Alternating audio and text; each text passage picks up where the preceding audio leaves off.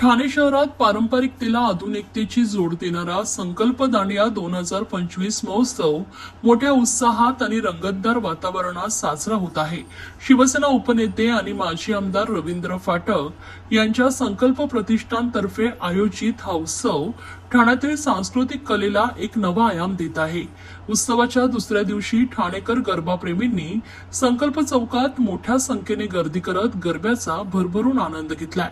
गरबा रसिकांच्या तालावर नाचणारे रंगीबेरंगी कपडे, पारंपरिक वेशभूषा, डीजे संगीत आणि प्रकाश योजनांनी गरबा रसिकांच्या तालावर नाचणारे रंगीबेरंगी कपडे, पारंपरिक वेशभूषा, डीजे संगीत आणि प्रकाश योजनांनी संपूर्ण संकल्प चौक जल्लोषमय झाला।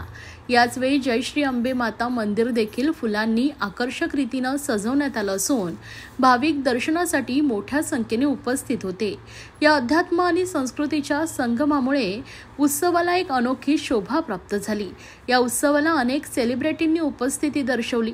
मिस युनिव्हर्स इंडिया 2023 ची विजेती Shweta Sharda, Bigg Boss fame अभिनेत्री कृती वर्मा, तसेच आदिशक्ती मालिकेतील लोकप्रिय कलाकार अतुल अगलावे आणि राजश्री चिटणीस, तर रील स्टार चित्रपटातील कलाकार भूषण मंजुळे, उर्मिला जगताप, कैलास वाघमारे या सर्व मान्यवरांच्या उपस्थितीने उत्सवाला ग्लॅमरची खास झळाळी मिळाली आहे। सेलिब्रिटींसोबत फोटो सेशन्स आणि रंगतदार नृत्याने कार्यक्रम अधिकच आकर्षक ठरलाय।